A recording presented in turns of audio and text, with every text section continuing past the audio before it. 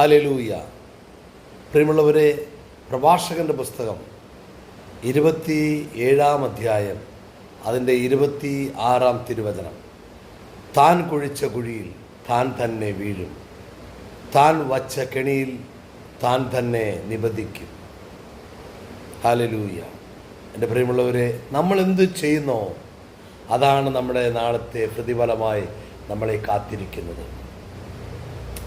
അതിൻ്റെ താഴെ പറയാണ്, 27 തിരുവചനത്തിൽ പറയാണ്, അവനവൻ ചെയ്ത തിന്മയ്ക്ക് അവനവന് തിന്മ പകരം കിട്ടും.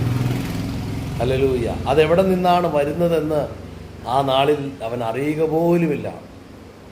വിദൂര ഭാവിയിൽ നമ്മുടെ തലമുറയിൽ നമ്മൾ ചെയ്തതിൻ്റെ, അല്ലെങ്കിൽ നമ്മുടെ പൂർവികർ ചെയ്യുന്നതിൻ്റെ, ഓരോരുത്തരും ചെയ്തതിൻ്റെ ആ പ്രതിഫലം അവരവരുടെ ജീവിതത്തിൽ തന്നെ ഒരു സമയത്തിൻ്റെ പൂർണ്ണതയിൽ അത് നമ്മുടെ മേൽ വന്ന് വീഴും.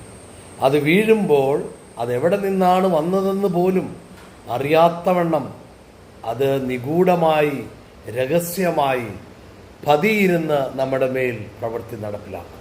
ഹല്ലേലൂയ. ഇന്ന് വിതയ്ക്കുമ്പോൾ കുഴപ്പമില്ല, പക്ഷെ അതേ വിതച്ചത് തന്നെ നീ കൊയ്യും.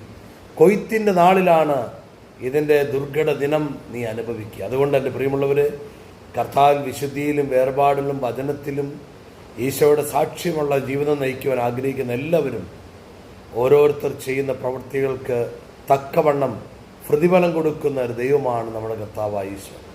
ഓരോരുത്തരും അവനവൻ്റെ പ്രവൃത്തിക്ക് തക്കവണ്ണം പ്രതിഫലം നൽകുവാനാണ് ഞാൻ വരുന്നതെന്നാണ് വെളിപാട് പുസ്തകം 22 ഈശോ കൃത്യമായി പറഞ്ഞിരിക്കുകയാണ്.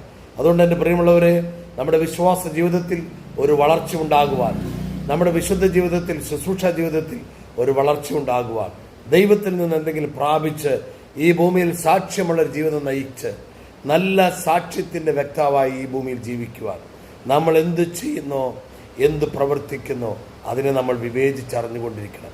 നമുക്ക് തോന്നിയതുപോലെ എല്ലാം പ്രവർത്തിക്കുവാൻ സാധിക്കില്ല. ഇന്ന് നമ്മൾ വിതയ്ക്കുന്നത് തന്നെയാണ് നാളെ നമ്മൾ കൊയ്തെടുക്കുക. ഇന്ന് നമ്മൾ എന്തു പറഞ്ഞോ അതേ വാക്കുകൾ തന്നെ നമ്മുടെ കർണപടത്തിൽ നമുക്കെതിരായി സാക്ഷ്യകൂടാരത്തിന് മുൻപിൽ നിൽക്കേണ്ടതായി വരും.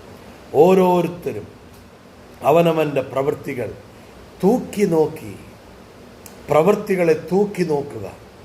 അത് വിശുദ്ധ ജീവിതത്തിൽ, ശുശ്രൂഷ ജീവിതത്തിൽ, കുടുംബ ജീവിതത്തിൽ നമ്മുടെ പ്രവൃത്തികളെ നമ്മൾ തൂക്കി നോക്കുക. ഒരപ്പനെന്ന നിലയിൽ നല്ല മാതൃകയുണ്ടോ? ഒരു മകനെന്ന നിലയിൽ മാതൃകയുണ്ടോ? ഒരു ശുശ്രൂഷകൻ എന്ന നിലയിൽ മാതൃകയിലാണോ? തൂക്കി നോക്കുക ജീവിതം. ഹല്ലേലൂയ.